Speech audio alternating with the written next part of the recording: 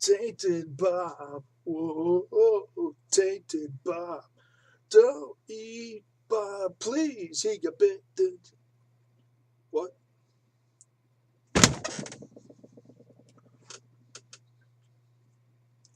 Too soon?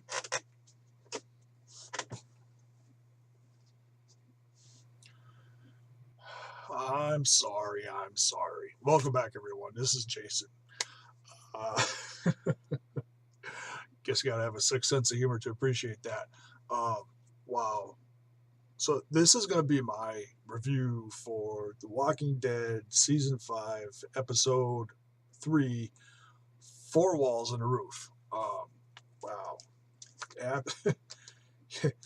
It could insert the meme of well, that escalated quickly. Anywhere in this episode, especially the end. Um,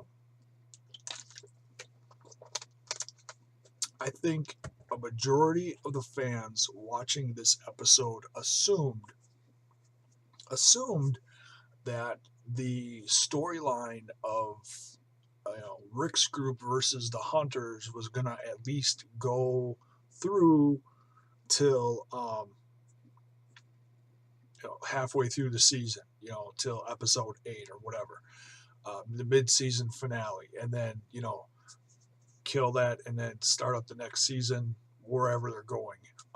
No clue at this point, but um, yeah, this really shocked and surprised me. Well done though. Holy cow! Just thinking about how unpredictable the season has been so far and where it's gone and the turns it's taken. Holy cow!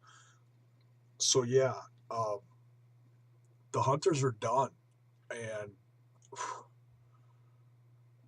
if you watch the episodes and you follow all the behind the scenes stuff that they do, like that they play during the Talking Dead, the show that follows the Walking Dead, they show like a making of and things like that. They make a point to say that this episode, the building for this episode that revolves around the church, how it was constructed for this episode. They didn't want to use an actual church. Well, and now you understand why they didn't want to, you know, do this, the ending scene, the slaughter in a real church. Completely understandable. Wow. I mean, just brutal. And it just goes to show that, when Rick makes a promise, you better believe him. He's that what clinched it. It's like when they walked in. Excuse me, I'm going to kind of just jump all over the episode a little bit here, but I'm starting at the end. But oh well. That scene where Gareth is on his knees after getting his part of his hands or his fingers shot off, and they zoom in on uh, Rick's hip where you see the red handle of the machete. Boom, quick flashback to the first episode, talking about how he's like, okay, well, I'm gonna die anyways. Might as well at least make the best of it and threaten him and tell him how I'm gonna kill him if I had the chance. Well, Rick, there you go. Rick had the chance. Now was his chance, and it took him a while to he just, I guess, in a sense, he wanted to make him squirm, just like they made Rick's whole group squirm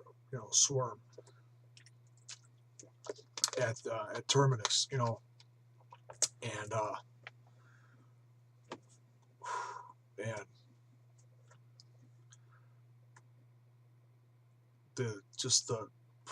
the gore factor in this one, holy cow, and brutal, just absolutely brutal. Well done. Um, in this episode um, shows a lot more than just that. A couple of the points I'm going to talk about here. Um, Father Gabriel um, confesses to not helping his congregation. We find out what he was really hiding and what he didn't want to confess to them. Well, when tensions start to rise, and they realize that continuing right after the last episode, realizing that people are missing before they realized what happened to them, they think that Gabriel's in on it because he's acting so weird and so. I guess weird is the only way I could describe it. Just so not characteristic of anyone else who's trying to survive in the apocalypse. Um, he confesses that his congregation came to the church, pounded and scraped at the door, and everything, and he basically kept to himself, did not let them in. He did not help them, and listened to them get ripped apart by the walkers, and then went out. And once that slaughter was done, he buried his, that graveyard next to the church. That's his congregation that he buried. It's like, I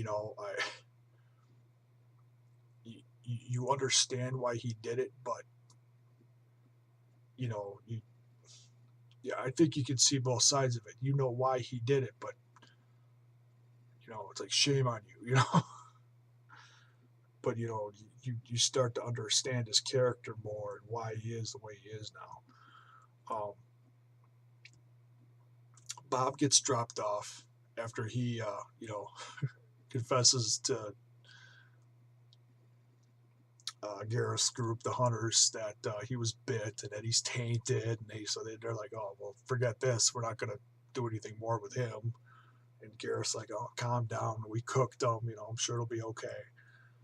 But they obviously, they want to send a message, so they drop him back off, and hoping that the group is not Rick's group is not thinking clearly, that they can attack him again swiftly. And in the process of realizing all this, trying to let cooler heads prevail, well, that obviously doesn't happen between Rick and Abraham. Abraham's like, let's just get the hell out of Dodge. Eugene, front and center. We're splitting. And Rick's like, you're leaving on foot, right? And Abraham's, we fixed the bus, so no. And it just gets heated and heated, and comes close to blows. And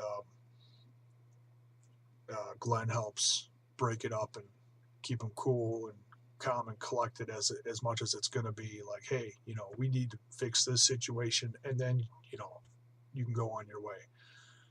And a little surprised at Glenn and Maggie. They finally all got back together. Well, themselves, Glenn and Maggie found each other, before the mess of Terminus and everything. And now, the whole group is getting split up again. It's like, well, for crying out loud. It's unbelievable. Well,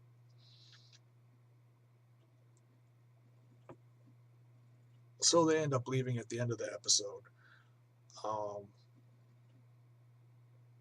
Abraham leaves a message on the map saying, hey, when you're ready to come to Washington, or something to the effect of, sorry, I was a jerk. And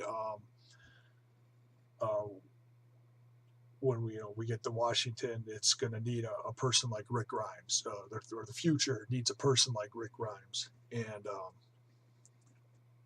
And I think that was really big on Abraham's part. That really shows character there. It sucks that the group is split up again, but it's split up in more ways than one. Well, until Daryl shows up at the end of the episode.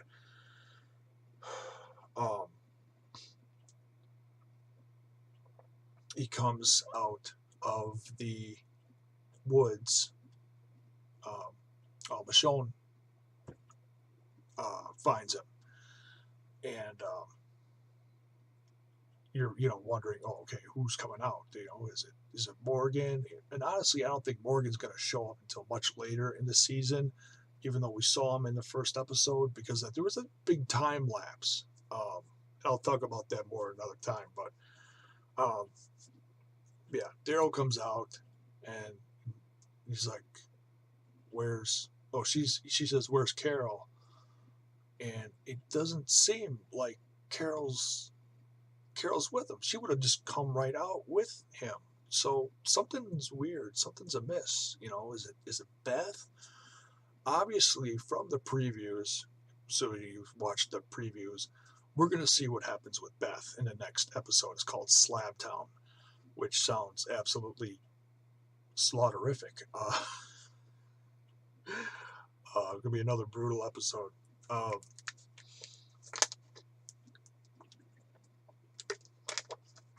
are we gonna see who comes out with Daryl, or is it gonna be just a giant like flashback episode to show what happened in the meantime to Beth? I think that's what's gonna happen, honestly.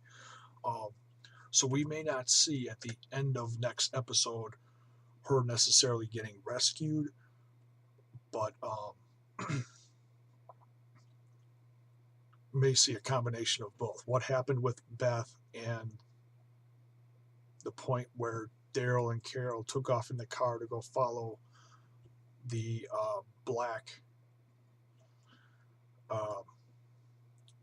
the black car with the white cross on the back.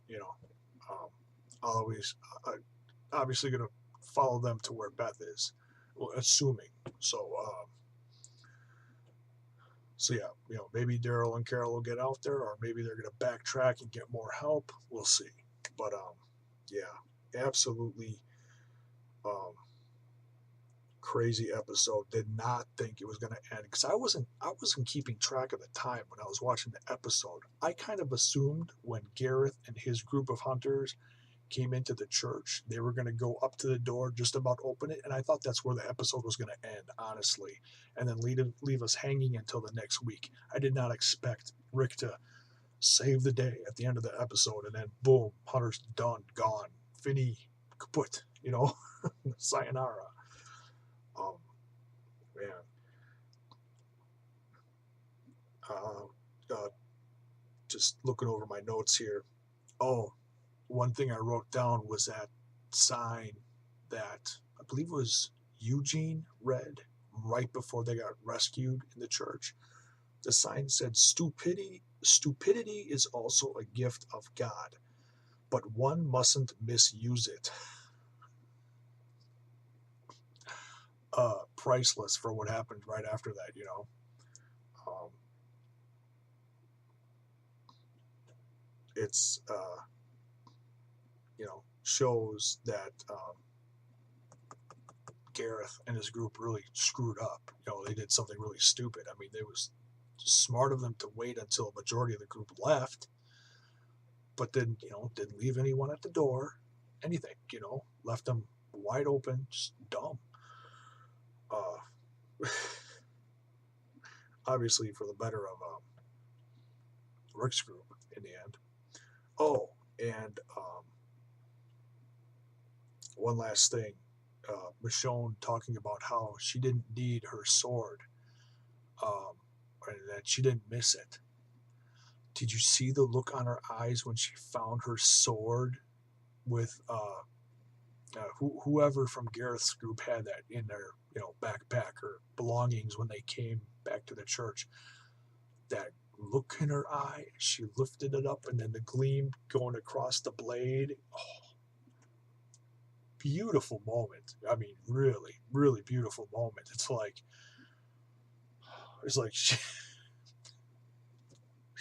she found a long lost lover. Seriously. So yeah, great, great, great episode. So we may see a combination of things next episode. We know we're going to see part of where Beth is. We might see the entire thing of what happened to her over the course of the next episode, or it might get split up. We'll see. But nonetheless, we're going to see what's been going on with her. Obviously, she's from what you can tell in the preview, she's in a hospital in Atlanta. And what they're doing to her, we don't know yet. You know, we've seen a couple glimpses from the trailer, and that's it, really. Um, so yeah, it'll be great to see Beth again. Obviously, she's alive for now. All right, thanks for watching, guys. That's it for this one. Can't wait to see what happens next. Thanks for watching, guys.